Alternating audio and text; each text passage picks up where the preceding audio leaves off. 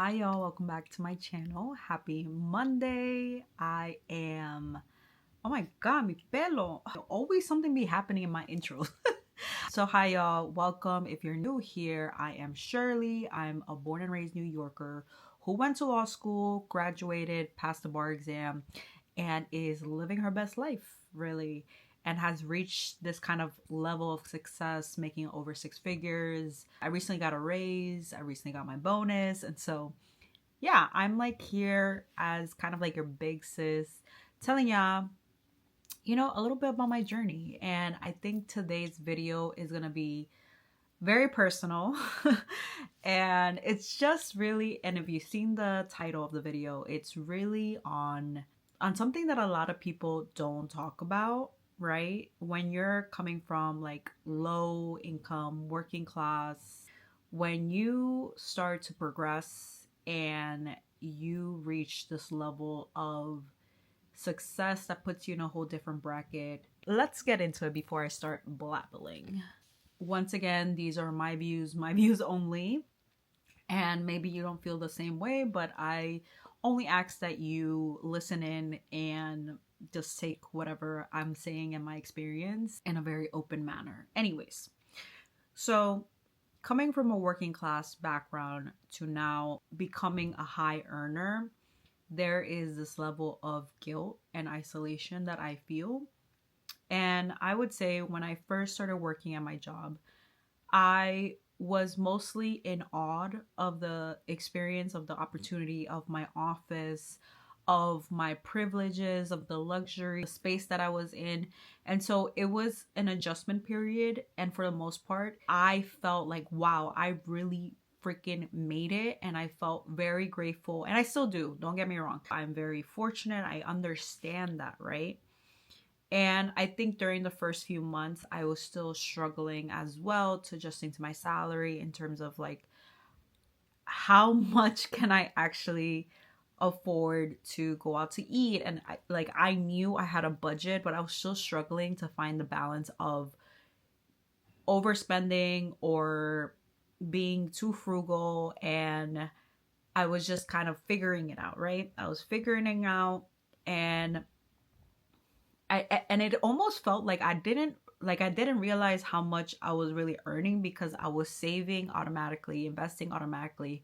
And so I don't know, I was just like going about every month with my budget and just not really paying much mind to it.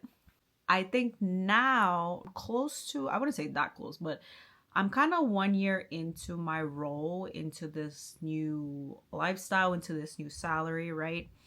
And now I'm seeing that I can make room in my budget. And very recently, I signed up to this very expensive membership, fitness membership, where I get classes. And I think this is when I started to really realize how different it is for people like me, especially people from New York, born and raised, to be in such spaces. Number one, my expensive membership illustrated these issues to me. I'm heading into my third week of these classes, this membership, right? And the more I go, obviously I'm spending most of my time either at work, at home, or in these classes. And I'm just seeing that there's just not enough people who look like me and who are from New York in these spaces. And I very clearly see the class and race divide on who the employees are, who's cleaning the bathrooms, for example, who is at the front desk, versus who are the people who are paying for these memberships, so who are in these workout classes with me, right? And it just makes me really sad, and it makes me feel really isolated because I don't see people who look like me. And also I would want, for example, my sister to come with me, but their membership is so expensive and it just wouldn't make sense for her, budget. And the fact that I'm able to do it and not her just like makes me feel very bittersweet, because while I'm telling her about my workout classes and how, I did heated yoga or I did, Pilates, and she's like, oh, okay, like That's cool. You know, it just feels very bittersweet, and it feels like I'm showing off, but I'm not. And I don't know. It's just like, and I tell her about the amenities as well that I have, and it just feels very, very bittersweet that I, from like my community, am the only one who's able to enjoy these luxuries because of, you know, because I went to law school, because I got a good job, because, you know, and it wasn't, as y'all know, if y'all follow me for so long, you would know it did not come easy. There's so few of us in these spaces, so it really begs to question what kind of society are we still, what kind of society are we in? Why is there still so much of this class race divide? And number two, it was receiving my bonus and raise. I've never received that much money in my life all at once. And I'm like stuck kind of in this pickle on like what to do with that money, right? Do I prioritize myself? Do I prioritize my family? I've talked about this also in therapy, to be honest. I think there's a lot of guilt to not give it all, right, to my family, for me at least, and to keep some of it. And right, like, it's just so hard as someone who's the first in your family to kind of shatter these glasses, to kind of make it out right in a way that makes such a difference to generations to come. And so it does kind of make me realize how privileged I am, but also how different of a socioeconomic status I am in comparison to my community, my friends from New York, and my family. Okay, the third way that I have maybe come to like this reality has hit me in the face in terms of the guilt and shame has been moving out actually. So if you don't know, I have lived in the same rent stabilized apartment since I was basically born.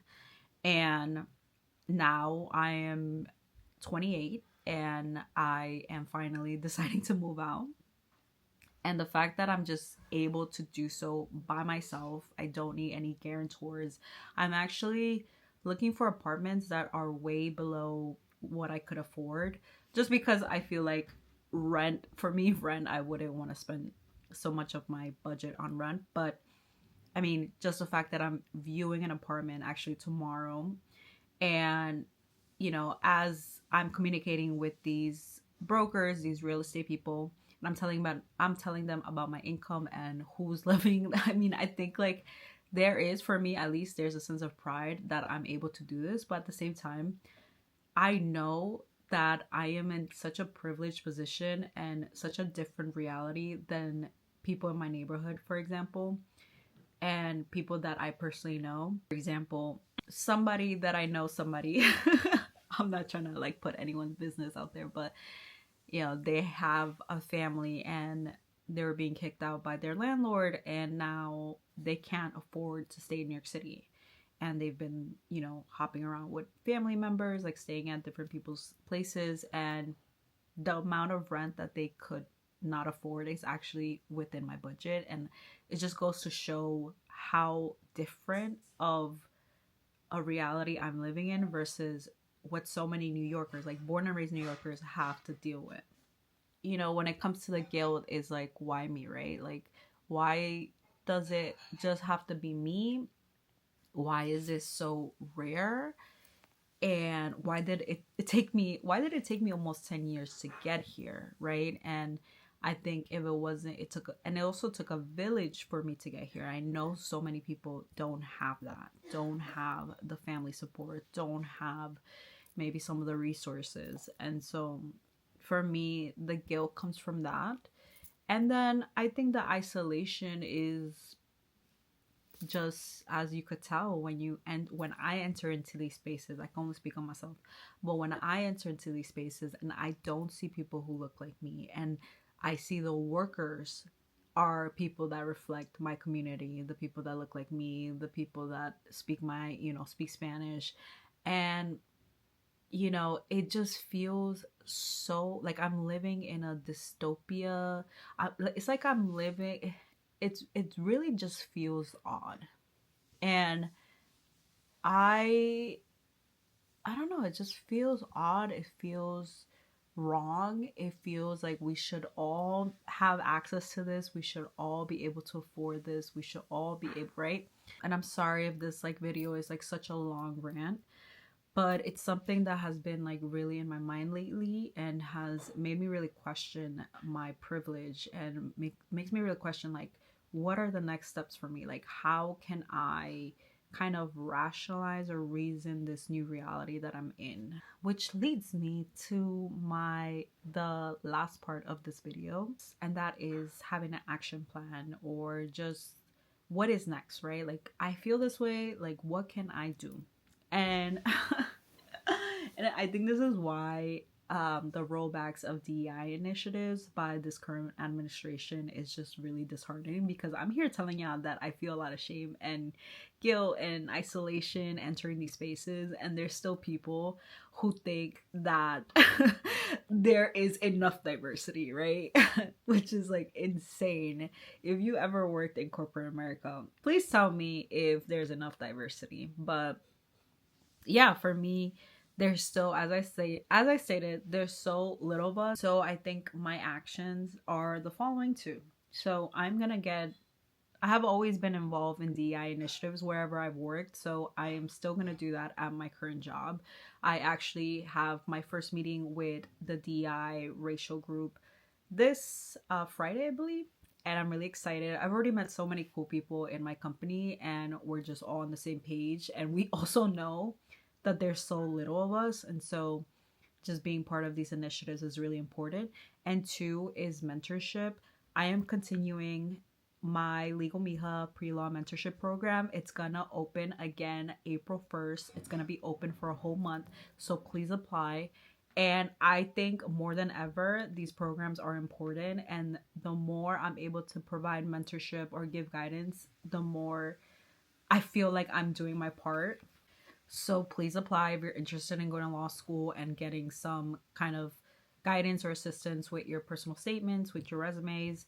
It's on my website, so please check it out there. But yeah, I think my way of combating this feeling of isolation or guilt or shame is really by trying to help others get into these spaces. Honestly, like I told one of my friends this the other day, I think my main purpose in content creation and sharing all these resources on my website is truly to prevent people who look like me, who come from my community, who grew up working class, low income, prevent those folks from having to go through everything that I went through.